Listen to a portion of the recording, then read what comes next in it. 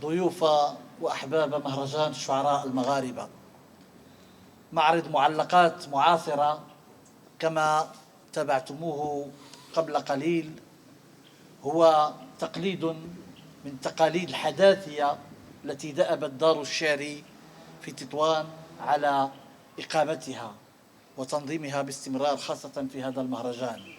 وهذا ليس بغريب على تطوان، مدينة الفنون التشكيلية، المدينة الحاضنة لأول معهد للفنون الجميلة، ولم يبدعها إلا من أبدع هذه المعلمة، مدرسة الصنائع والفنون الوطنية.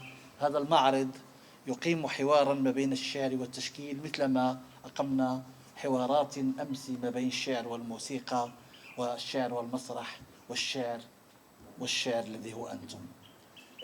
أن تكون منظما ومقدما يعني أن تكون الأشد اختصارا، ولكي أكون أشد اختصارا سأقول باختصار ربما في كلمتين بأن الشعراء في المغرب اثنان: ياسين وعدنان. وهذا طبعا من باب المبالغة، لأن المبالغة ولدت هنا في تطوان. نقصد بالمبالغة البلاغة، نقصد بالمبالغة الفن، الشعر. لماذا أختصر وأنا أقدم ياسين عدنان؟ لأن تقديمه حق قدره وشعره سيتطلب منا أن نظل إلى ساعات متأخرة من الليل. ياسين عدنان الذي دائما أقدمه بالشاعر العربي، شاعر من الشعراء الأكثر حضورا وتمثيلا للقصيدة المغربية. لكن ما الدليل على كل هذا الذي أزعمه؟ الدليل هو ما سوف تسمعونه الآن. إليكم ياسين عدنان. مساء الخير، شكرا جزيلا صديق مخلص صغير، شكرا تطوان. سأستجيب لفكرة الشاعر المبدع الأستاذ محمد الأشعري، وهو يتحدث عن الطبيعة وأهمية الإنصات للطبيعة. وفي نص واحد فقط سأحاول أن أقودكم إلى زيارة ضيط الرومي، وسأتحدث تحت رقابة محمد الأشعري، فهو أعرف مني بهذه الضاية. البحيرة، ضيط الرومي. البحيرة صماء كقطعة صوان، والغرق في جوفها ينشجون. أكتيبة أمواه مهزومة هذه البحيرة، أم مقبرة تكظم في جوفها جثة أبناء القرى؟ هنا بين الجبال الغابة تنام واقفة، والدغل حزين، والسماء كأنها ليست هنا. تخلت للبحيرة عن زرقتها وتركت أعماقها مفتوحة على وشوشات الشجر. المدى قبر، والطبيعة ميتة بسبب الحر، أما الأشجار فعالية وصماء. وحدها الضفادع تجلد الهواء الراكد بنقيق كلسع الصياط. وحده صرار الليل يعذب السكون. البحيرة مقتبل الضحى، العاشقان يغفوان على سرير الماء. الماء ينام على نار محروقة، الصفصاف يكاد يتميز من الحر. البحيرة ليلا، أين غابت السماء هذه الليلة أيها العاشقان؟ من ابتلع القرص الأبيض الصغير من قطف النجوم. الليل هنا في هذه البحيرة المنسية بين الشعاب أفعى رقطاء محنطة، فكلها ينايا الأندلسي قبرا ناعما من رمل وزجاج. البحيرة فجرا، بقرات واهنات أوردها الراعي صباحا، أحصنة تركض سائبة، قرويات خفرات يسبحن. البقرات تستجير بالبحيرة من عطش البرية، الطيور تلوذ بها من نار القنص، السماء تغمد في صدرها الناعم خنجر الزرقة، وأنا أستجير بهذا الظل اليابس من لهب المواعيد.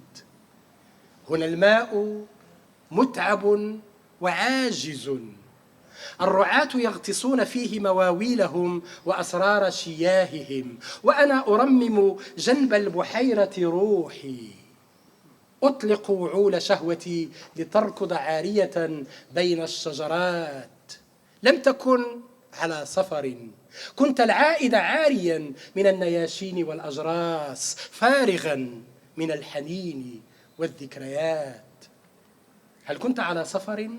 أبدا، كنت المحارب يغفو في سرير الهدنة، وكانت البحيرة غديرا مدفونا كسر بين الشعاب. ضاية الرومي، الماء يتسلق الصفصاف لاهثا ثم يعود إلى القعر مجرحا مهزوما وراضيا رغم كل شيء.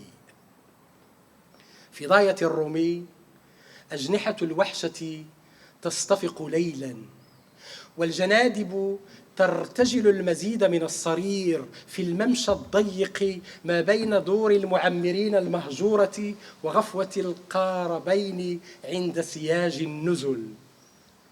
في ضاية الرومي كانت أرانب الساعة تقفز من ميناء 8 صباحا إلى لجج الظهيرة، وأنت هنا خارج محمية الوقت ترقب حيوانات الزمن تتفسخ في خيالك، ترقب البقرات، قطعان الماشية الماعزة، وركض الخيول فوق الأكمة.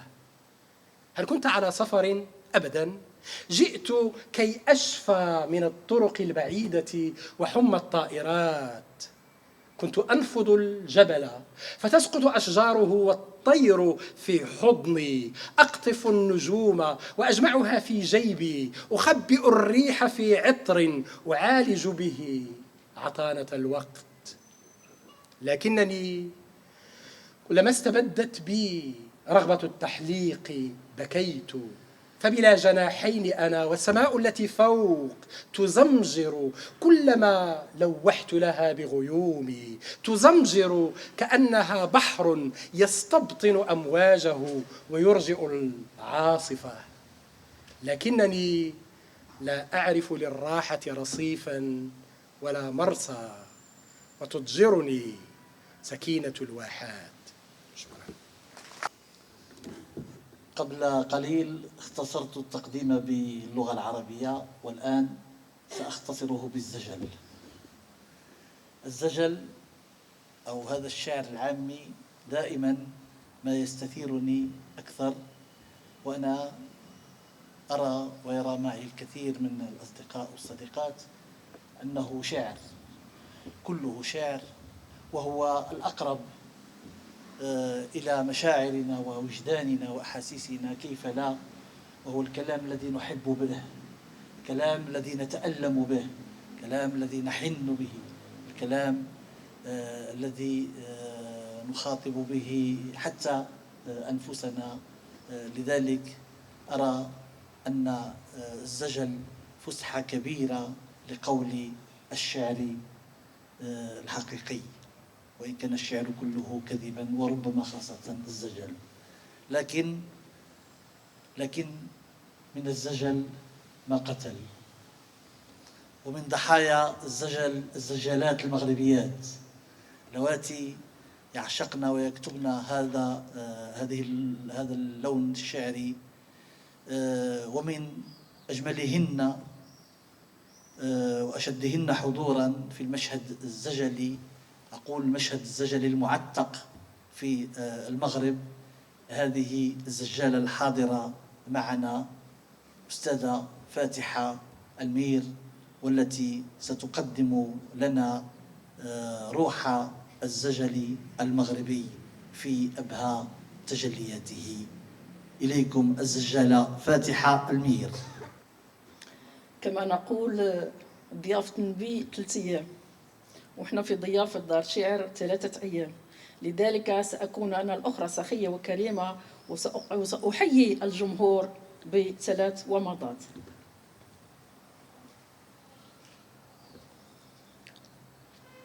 من سواد عينيك فقهر سعد البيض اللي كحل عينيا، قلت الله ليلتنا عيد، قولوا الصباح لا يجيش يدق عليا.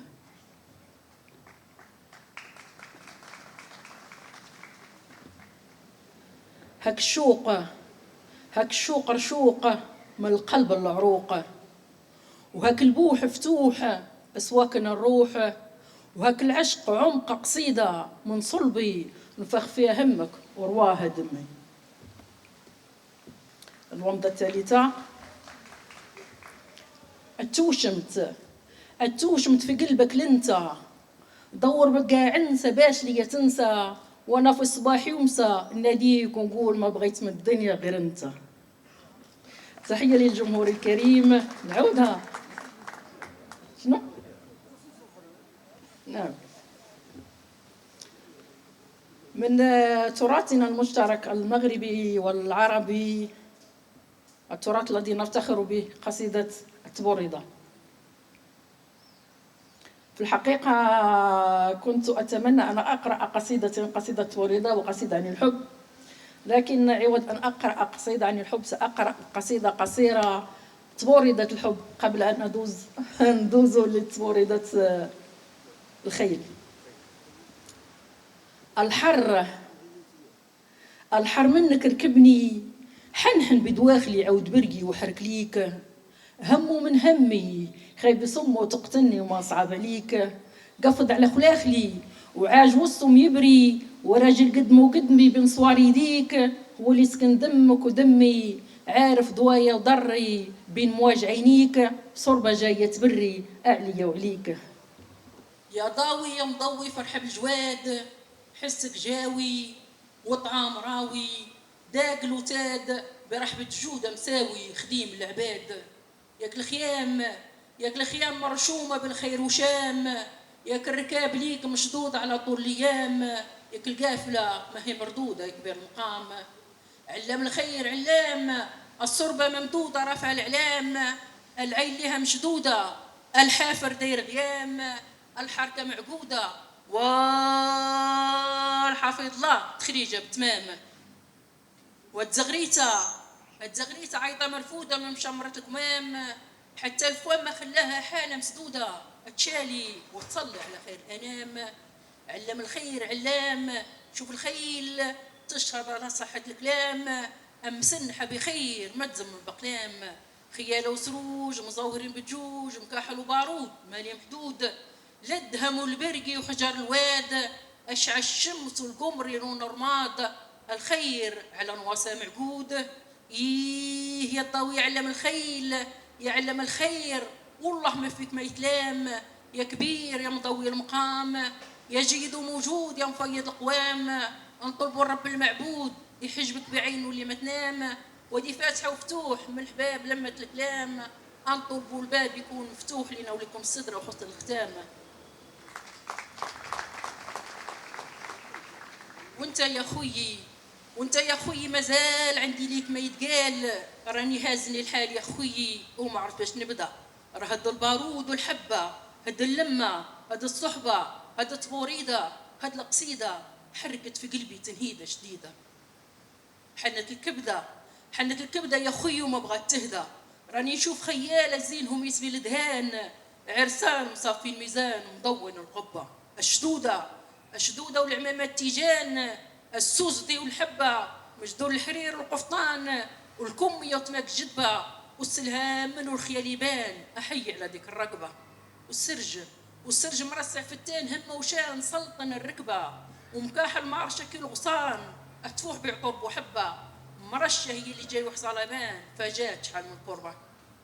يا خويا محاركين حاملين كي الوديان متهم ومعقبة ذكروني بعز العربان اللي ما توصفوا كتبة دوك اللي غزاو شلا بلدان غير بيستيفوا الحربة ما فك عقدة مرهبان ولا صبوب الطلبة. يا مولي الخيل واه يا مولي الخيل حركوا في المحرك حركوا القلوب من المربط يتحرك الحال ترعيدة تقعيدة في وجه العدا. التاريخ مات وبكم يبدا يحيى من جديد وطبوريطة الصباعيد نحرقوا البالي ونلبسوا جديد روسنا في العلالي نغني غنايت احنا سادة ماشي عبيد احنا سادة ماشي عبيد احنا سادة ماشي عبيد. والسلام. احنا سادة ماشي عبيد. شكرا للزجالة فاتحة المير. للإشارة هذه الأمسية الشعرية هي أيضا تقليد حداثي من تقاليد الحداثية في مهرجاننا تنعقد تحت مسمى الشعراء المغاربة أصوات ولغات. ولعل من أهم ما يميز هذا الشعر المغربي أنه ينكتب بأكثر من لغة بأكثر من لسان. القصيدة المغربية قصيدة متعددة ألسنتها وهذا لعمري من أهم ما يميزها. ومن الزجل إلى الحسانية وإلى جهة من جهات الصحراء الجميلة جهة قلميم ومن مدينة طنطان تحديدا شاعرة تعدنا بالكثير من الشعر. نعم في مقتبل العمر والشعر تعدنا بالكثير من الجمال الشعري. إنها الشاعرة البتول الرزمة. وهون يقول الشاعر الحساني ساكن كنت عليه معول ساعة جاني ساكن ثاني شن عدل للساكن الأول إذا التقى الساكنان.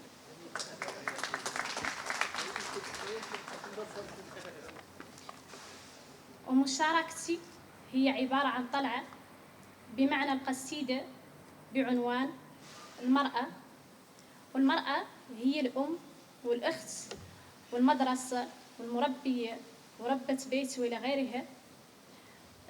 الطلعة تقول المرأة عند البيضان عاقب واد البنات هي منقع الإحسان والرفعة والثبات وهي للتربية خيمتها مبنية من باب التضحية ربات ومعقرات لجيال ذيك هي ربة بيت وغزات عفيفة ونقية من شي خاسر بالذات وملي محمية بالعادات العادات تراعي الولية من جميع الجهات ولها الأسبقية ما فمست فتات المرأة عند البيضان عاقب واد البنات هي منقع الإحسان والرفعة والثبات. وهون خالقة طلعة ثانية في غرض آخر وهو غرض مدح الرسول صلى الله عليه وسلم.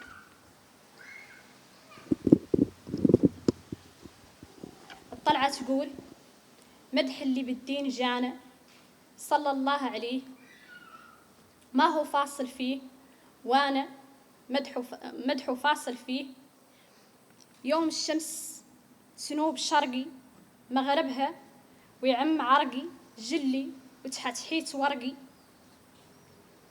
ما نقدر نلقيه ذاك تسوي عود برقي لا نفاصل شي فيه مدح اللي بالدين جانا يشفع لي في نهار مولي ما يزي الناس مالي عيني منها غير مولي غاية في الخطيه خطيها ثرو نسمالي وهون الصول هي مدح اللي بالدين جانا. واخترنا لكم هذه السنة اللغة الإسبانية تحديدا لصلتها العميقة بهذه الحاضرة الأندلسية تطوان. والشاعر الذي سأقدمه الآن ليس فقط أهم شاعر مغربي يكتب بالإسبانية، بل أذكر في دار الصنعاء هنا في هذا المتحف الجميل كنا أقمنا ندوة نقدية حضرها شعراء ونقاد إسبان ومغاربة، وكان بينهم ناقد إسباني مرموق.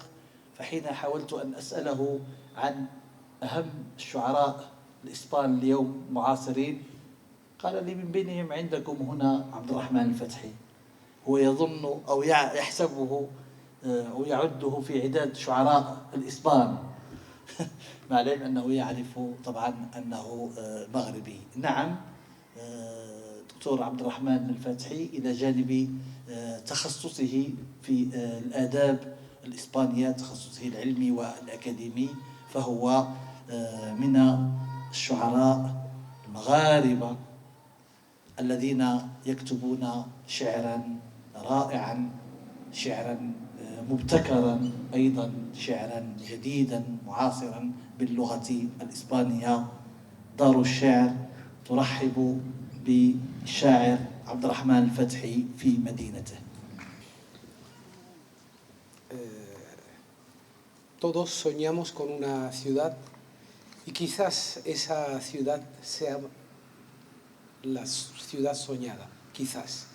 Vengo a presentarles mi libro que se va repitiendo, que es Volver a Tetuán, Auda ila Tetuán, donde Tetuán se convierte en un personaje. La ciudad es un personaje y todos tenemos una ciudad dentro, llevamos una ciudad, cada uno la suya, pero quizás no es en la que nosotros vivamos, sino también puede ser otra. Voy a empezar con La vida serena, que es el poema en el que el profesor y el artista ha fusionado con su arte. En primer lugar, antes de leerla, pues agradecer la Casa del Sher, este festival, Mojles, las personas que han creído en la poesía. Sin poesía, sin los poetas, sin los pensadores, yo creo que no seríamos personas. La humanidad es gracias a los poetas. Y como dijo el profesor, nuestro gran poeta y ministro, señor Ash'ari, de que es esencial que conozcamos nuestros pensadores marroquíes, nuestros poetas, nuestros novelistas, en todas las lenguas. Vida serena. Hay días como escarchas, como rocío sereno de madrugada. Hay días que seccionan atardeceres, de despedidas inverosímiles. Y qué injusta es la muerte cuando llega tan callada, tan traicionera y tan injusta de nuevo. Voy a leerles, son versos inconclusos, como diría yo. He dicho que el personaje de este libro es la ciudad. Tú eres mi ciudad. Dentro de mí hay una ciudad, un camino hacia ti. No lo sabes, lo sé. Tu silencio me reclama. Esos aires que sabían a ti, me recuerdan a ti y se mueren también en mí.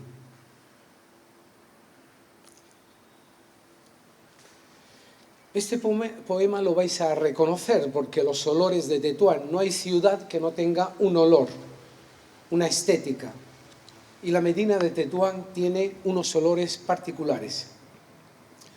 La ciudad de Tetuán, tantas veces mencionada por los grandes escritores, poetas, entre ellos uno de los ilustres, del más grande de la literatura universal, que es don Miguel de Cervantes Saavedra, que cita, menciona y convierte en un personaje a la ciudad de Tetuán. En la puerta de Bab el-Okla hay una placa que reza que efectivamente Cervantes en Don Quijote de la Mancha, en las novelas ejemplares, en La Gran Sultana, cita la ciudad de Tetuán, la Medina de Tetuán, las mazmorras de Tetuán, el litoral de Tetuán. Por lo tanto, Tetuán es un personaje en la obra más importante de la literatura universal, que es Don Quijote de la Mancha. Olores de Tetuán. Huele a verdura fresca esa puerta que un día me vio nacer.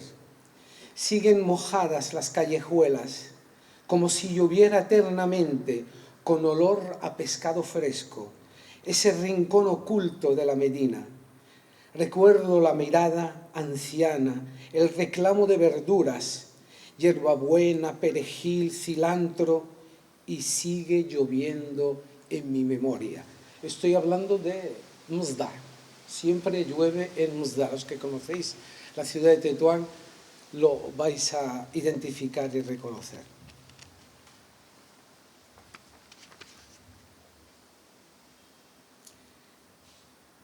Y poesía sin amor, pues no existe, ¿no?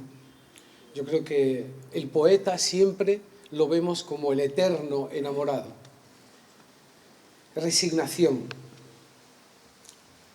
Me llevo puestos todos tus besos, los perfiles de tu mirada, aquella noche sin amaneceres, todo el brillo de tus ojos. Deseo poseer tu alma sin rozar los versos que sostienen tu cuerpo. Y ya para ir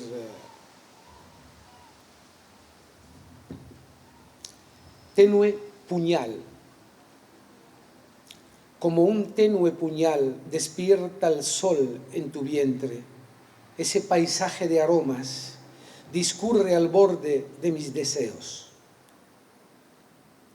Huele a tierra mojada, a sombra que acecha, a turbio amanecer, a designio de muerte, a humedad de tus besos, cuando cae rendida la mojada sombra de tu mirada. Y ya para finalizar, el poeta también necesita aplausos. Bueno, he dicho que es volver a Tetuán, pero son estaciones. Los vientos de Tetuán, y también hay una estación de París que dice así: pintaré de colores tu estación, como si fuera primavera en París. Pasearemos por los libros, abrazaremos sus poetas, y todo lo haremos juntos, fundido a tus besos. Caminaremos hacia nosotros como vagones del mismo tren, y siempre en París. Y ya para finalizar, vientos de Tetuán. Dice así: los afilados vientos despiertan memorias de mi pueblo, baile de hambrientos, atardeceres carbonizados, rabias laceradas en tierra, lechos de sueños abandonados. Resuenan voces desdentadas en la huida del majestuoso silencio de las palmeras. Muchas gracias.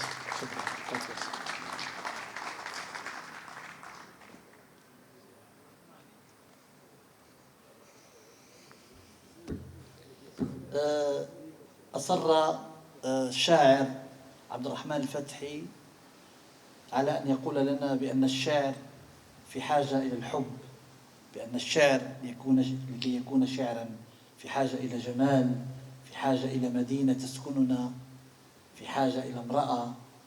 وهو من خلال ذلك يؤكد مسألة أخرى، وهي كم نحن في حاجة إلى الشعر، مثلما أكد عطفا على